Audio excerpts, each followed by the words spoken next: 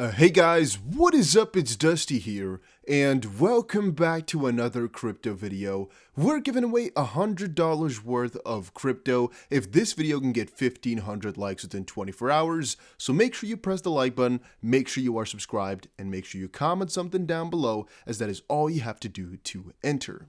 Starting it off, I just saw a tweet by Rob Art, and I kind of want to know, what is your XRP price prediction for the end of the year? As he said over on Twitter, if XRP doesn't hit at least $4 somewhere in 2021, it's been a terrible investment and a complete waste of time. If you disagree, then you're a blind maximalist that likes riddles. You can't keep postponing the pump every year and lowering the price. At some point you have to wake up. And again, that's where I would personally disagree. However, I do see a little bit of where this is coming from. And that is because there's right now quite a lot of different cryptos that are doing splendidly, just amazing. However, if you were holding only XRP, or if you were really hopeful of XRP, then, well, you didn't get any gains whatsoever in the last year or so. While Bitcoin went up like times 10, Ethereum went up like times 10, and so forth and so on. So from that perspective, I do see it as quite logical that you would kind of have the feeling or the idea in your head that, well, if XRP doesn't go up, it's been pointless. But I personally do not attach a real end date to it. I'm going to say 2021. If it doesn't go up, it wouldn't even be that crazy, because I do not know if the lawsuit would be over at the end of the year. And again, that's basically my point of interest. The 15th of February first, because that's again what we're going to see Ripple's response. And then the end of the lawsuit as, well, I guess a small part will be determined, the first document, but the most will be determined when Ripple really, I guess, hopefully wins the lawsuit, but otherwise loses. We'll see from that point on forward as well. And if you really just sell the 31st of December, for example, I think it would be a waste of all this time spent with XRP. Because again, I've said it before, right? The premise, the idea of XRP is to really change the financial system. Now, I personally believe too that if you go away now that we are finally getting clarity that we've always asked for XRP, because again, we've really talked about XRP needing regulations for years. If you really back out while they're finally getting those regulations, again, it's not in the best way possible because it's a lawsuit, which is scary, but it is regulation regardless. Then why did you buy it in the first place? There's no argument that you can give me except for the fact that you thought it was regulated, but then again, we always knew the SEC could come with something like this, and again, it is pretty damn valid. It is valid as could be, because they're alleging something, doesn't mean they're right. That's again to be decided in court. And if you believed what the SEC is saying right now, if you really think they're right, then you investing in XRP at one point in the past is just really, I don't know, beating yourself with a freaking stick to the head. Why would you ever do that then? Because we all knew this would come eventually. Again, not the lawsuit specifically, but these regulations, which again could have turned out bad. So now the big question is it all a game against XRP, or will it just go normally and will Ripple be decided to just be a, I guess, a legitimate company? Another point you'd like to know, maybe, or think about, is the fact that in the end, nothing will really change because they'll just move, but all right. Then John E. Deaton has gone on for a very good while here about everything that's going on regarding the lawsuit. He's been pretty popular over on Twitter. He said right now, the SEC v. Ripple complaint on P8 states that 40% of the nodes validating transactions on XRPL are operated by organizations or entities based in the United States, including Ripple itself. It failed to mention one of those entities validating transactions was the SEC. XRP attorney said, I think it's important for XRP investors to be aware that the SEC has not asked the court to declare XRP a security as their relief. To me, that just confirms the SEC is only after Ripple's escrow XRP. That's shady. John Dean says, you, my friend, have hit on the very essence of the writ of mandamus, which is to get the SEC to declare, whether voluntarily or by court order, that our XRP is not a security. And that's also something that's really been in the back of my head here for a little while, right? One is, this one is also interesting. The accountant here says, SEC paid a third-party contractor to operate numerous nodes. Irrelevant, I'd suspect government would want to research ledger transactions to pull data and influence research and legal decisions, considering it's a third party and they don't know tech. But the one that I'm interested in is, Has anybody really incentivized the SEC to go after them just now? Because again, why wait so many years, and what really caused this sudden interest in regulating XRP? We've asked for it for a very long while, but why now? You know, what happened there? What was the sudden switch? And also, why were they running the node? Or at least, why were they interested in all of this anyway? And the other part I don't fully understand, because again, I'm not an attorney, I'm not even from the US. This little part that he's talking about here, the writ of mandamus, which is to get the SEC to declare, whether voluntarily or by court order, that our XRP is not a security. I would also like to know if there's a difference basically between Ripple selling unregistered securities and you as a holder in the US holding securities. Why? Because, you know what I find interesting? What if XRP is declared a security in the US? So that means, again, Ripple's issuing securities over there, and Ripple would then move outside of the US, then that would mean my XRP in, for example, the Netherlands here or in Europe is not a security, but your XRP in the US then is a security, right? Again, I found that a little bit strange because, again, Ripple's not going to be based in the US anymore, and that means that you cannot get your XRP in the US, possibly, because then it will be securities, and I don't know how the system would work that way. But this whole lawsuit, I kind of feel as if the only thing they're really going after is, first of all, the past of Ripple, because, well, you could kind of say that XRP used to be a little bit more centralized. That's definitely valuable or valid. And the fact that Ripple has so much of it in their own personal holdings, basically. So they might want them to get rid of that or do something with it, maybe give it to a non-profit or something like that. I don't know. But in the end, I don't think they'll call XRP a flat-out security ever, because they also know they'll hurt a couple million investors, and they'll really just get rid of billions of dollars for just these normal day-to-day investors that had nothing to do with Ripple.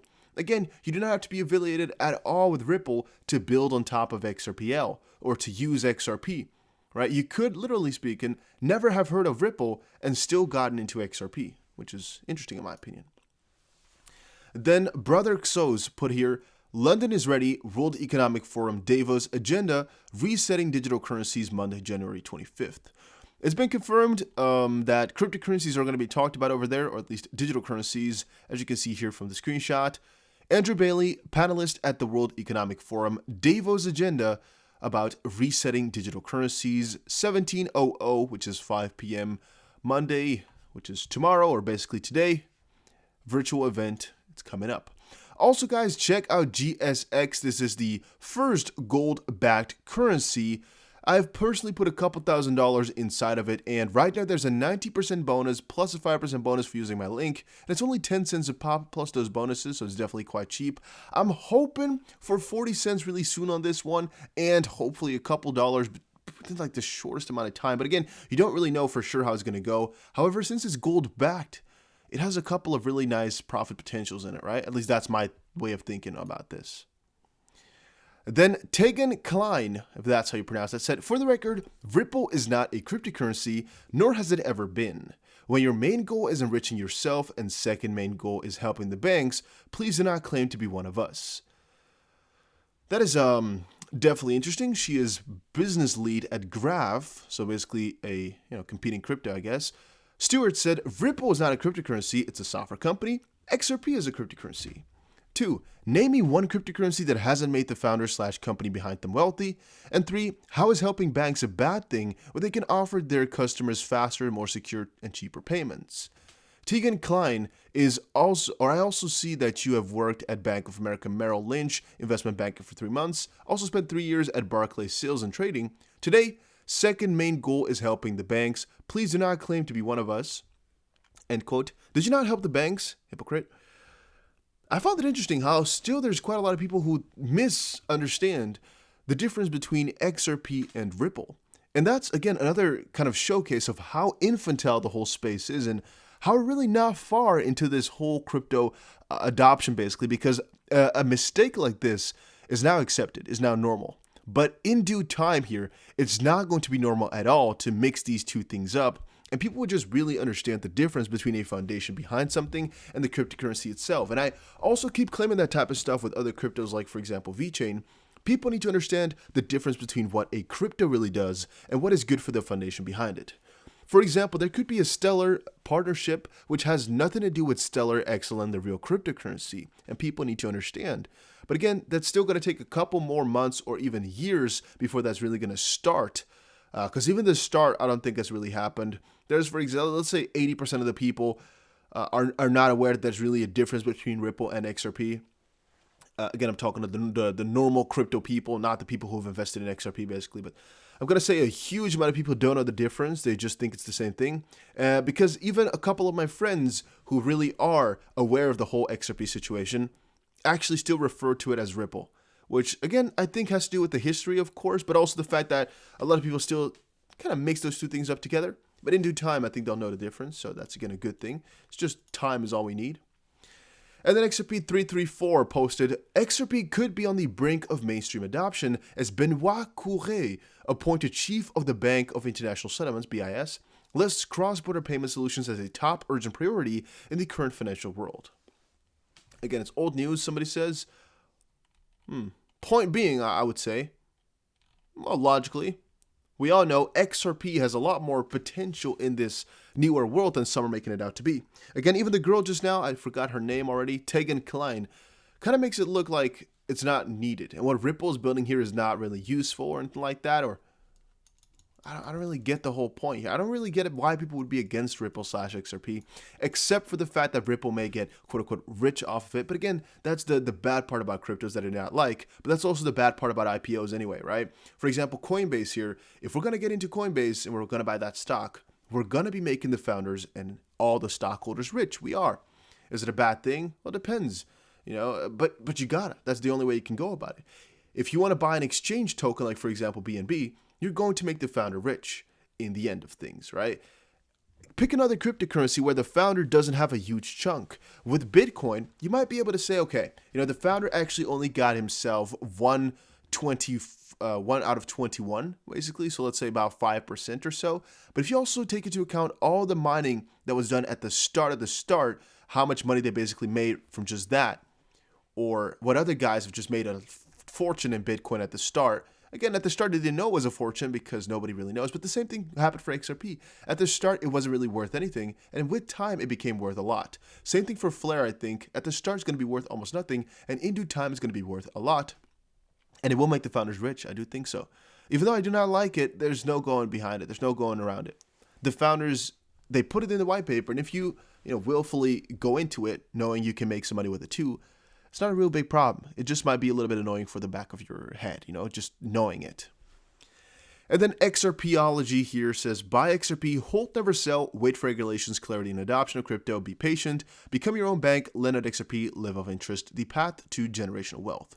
Two things, right? First of all, please do not go about this. Please don't just hold, never sell with the idea to only buy XRP. Please go for cryptos that you like and that you feel comfortable with holding, because it could very well be that XRP is not going to be the best crypto for the next couple of months because, again, they have a lawsuit going on. So, maybe try to buy the dip if you really are bullish. Otherwise, just, understand that it is quite a risk, even though, again, I'm very bullish on it. And also, the lending out part is something I really got to get more into because I've been lending out on Binance and using crypto.com a little bit. But it's really amazing, right? So link to crypto.com is down below, and I think a link to Binance is somewhere on my channel as well. Maybe like on my channel page itself, whatever. Point being, check out those lending options because if you, for example, have USDT, you might be able to get yourself a 7% or even 10 to 12% interest on it per year, which is definitely a lot. So I'm definitely going to recommend you guys to check it out as well because, well, for me, if I had put my Bitcoin or my XRP into a contract like that for the last couple of years, well, it could have had at least 4 times that interest, which could have been, maybe 50% if I had a very good contract. Just an idea.